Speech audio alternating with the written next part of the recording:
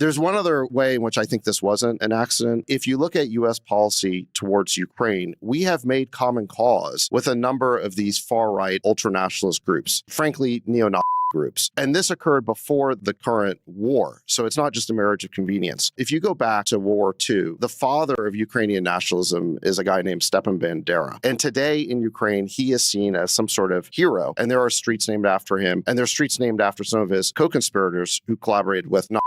Fast forward to the more recent past, to 2014, when we had this Maidan coup in Kiev that was backed by Victoria Nuland. One of the key figures in that coup was a guy named Ola Tonnybok, who is the founder of the Svoboda Party, which is the social nationalist party, which if you know what stands for, it's National Socialist. They basically just flipped the name. And the original logo of the Svoboda Party was the Wolf's Angel, which was a insignia. This was a far-right party infused with the racial ideology of Stepan Bandera, who was, again, a Nazi.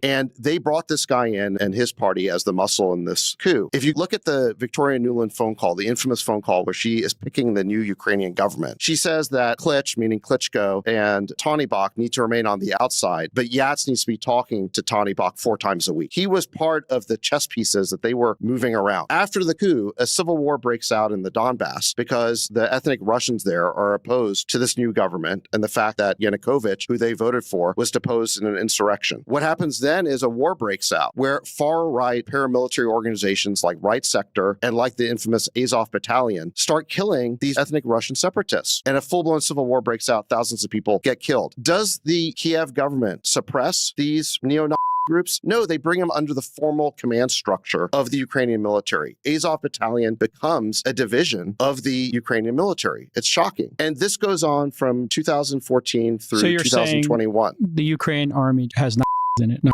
supporters. There's no question about that. And there are many people who were concerned about this in the 2015 to 2020 timeframe. There were many articles written about it. The Nation had an article about it. There were efforts in Congress at various points to try and ensure that the aid that we were giving to the Ukrainian government did not go to the Azov Battalion. Zelensky's so Jewish? It is said. So it is said. Obviously, do you think Zelensky's a Nazi or a Nazi sympathizer? No, I don't think he's a Nazi. And to be clear, I don't think most Ukrainians are Nazis, and I don't even think that most Ukrainian nationalists are Nazis.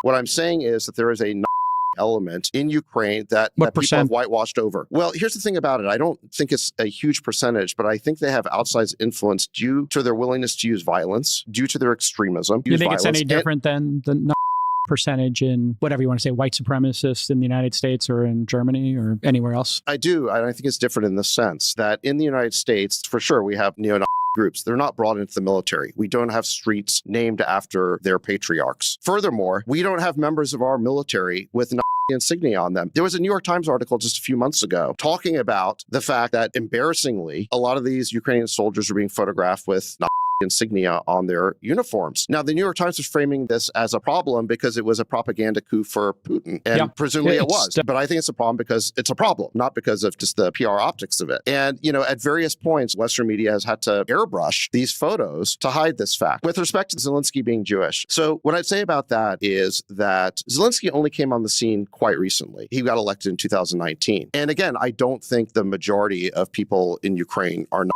But just because Zelensky came on the scene in 2019 and was elected president doesn't mean there's a long and I would say disturbing history and association between Ukrainian ultranationalism and neo-Nazi groups. And I think that part of the woke thing and part of this Orwellian desire where control of the present gives you the ability to rewrite the past is that there's been a deliberate effort to cover up this problem and to pretend it doesn't exist, to turn a blind eye to it. My point is that U.S. policy has been to do this. In other words, the U.S. State Department and presumably CIA made common cause with these far-right groups because we thought it was beneficial to be aligned with them. And so we did it in the Maidan coup in 2014. From 2015 to 2021, we could have gone along with efforts under the Minsk Accords to resolve this conflict in the Donbass peacefully. But we never did that. We never gave it any support. And instead, we gave support to the Kiev regime's attempt to violently suppress these Russian separatists. And again, the suppression was being done by these right-wing groups. Look, does that make our State Department no? Does that make the Canadian Parliament no? What I'm saying is that in both cases, a blind eye was turned to the disturbing ideology and past and associations of these people because it's politically in our interest to do business with them.